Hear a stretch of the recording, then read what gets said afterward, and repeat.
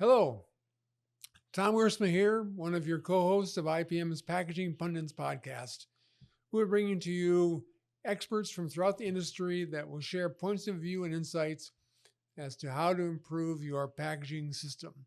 It could be an aging system, it could be a greenfield system, but we'll bring all those experts in and they'll provide insights as to how to optimize your operation.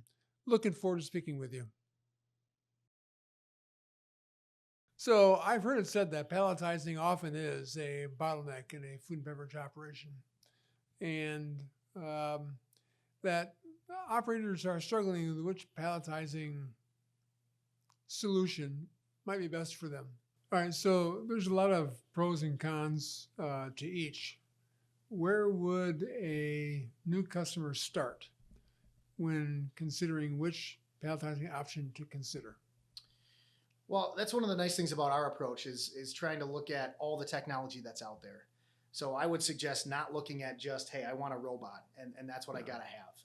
That really shoehorns you in to maybe some limitations with the system. So you really should start at a system level and say, what's the best way from an application standpoint to attack this? And what do I want to accomplish with this in the future? That, hey, we want to be able to grow and we want to have some capacity built into this to add and to be able to pull away future products, or we want to have the ability to do an open top display case in the future. That really affects what sort of technology you want to apply to your robot system. Yeah. So is there an OE calculation that people have to factor into a palletizing specification? A lot of the way that's calculated is just machine uptime and availability is typically when you're looking at it from a machine center standpoint. But a system, like that's where the things that you need to calculate there are going to be more around pallet transfers and time. And do you have enough? Okay, yeah. Do you have enough time built in on your accumulation to handle those sort of stoppages in the system? It's not, the system's still working and operating like it should, but you've got 10 to 15 seconds to get a pallet out of a build zone and get another pallet in. And so, do you have enough buffering to be able to stop product coming in or continue to build product in your collation system to be able to deal with those stoppages of where the robot can't come over and pick and place, or the conventional palletizer needs to get a new pallet in and out. And so how do you deal with those sort of things and making sure you've got the buffering built in? So is there a maintenance issue with one or the other, or are they both equally easy to maintain? A conventional palletizer is more mechanical based. So if you have somebody that's used to dealing with that sort of technology, they like it, they understand it, they know how to solve the problems when they come up, that might be their approach. If it's somebody that has more of a controls background and they want to be able to change things from a program standpoint, then it's definitely robotic palletizing, where you've got a lot more flexibility, ease of adding in new patterns.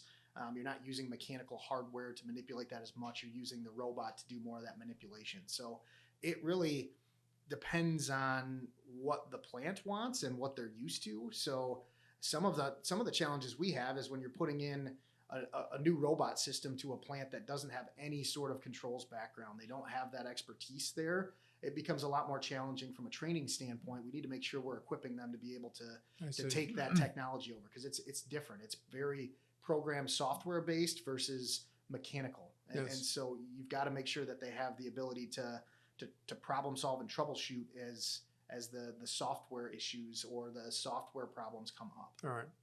Is there an ease of use difference between one or the other?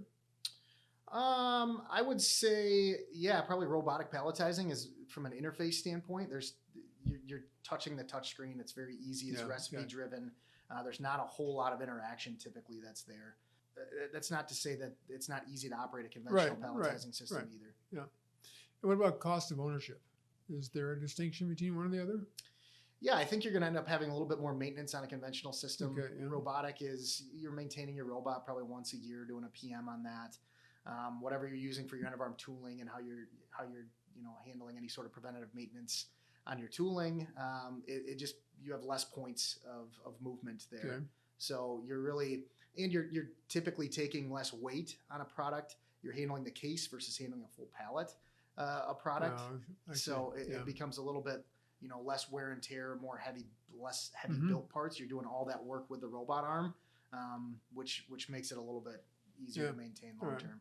So all things being equal, let's say throughput, availability, operation, ease of maintenance, ease of use, is one of the other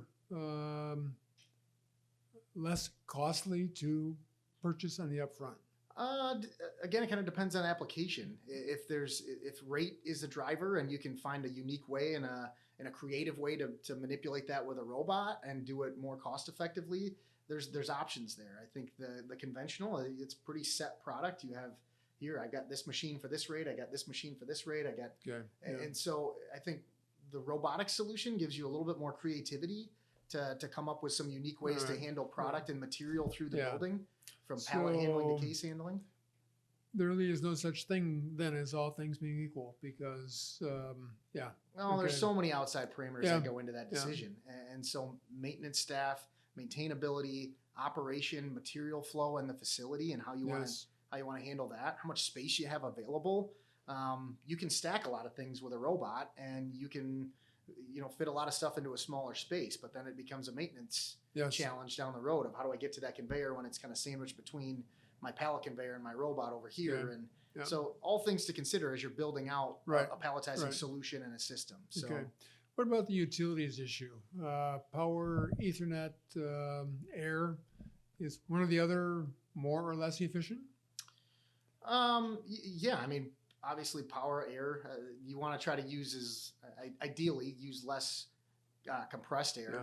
From a plant standpoint, that's a pretty valuable and costly resource. So trying to use a remote blower instead of a compressed air Venturi system or something like that where you can. So that's all part of some of the discussion you need to have with plant infrastructure that would be there.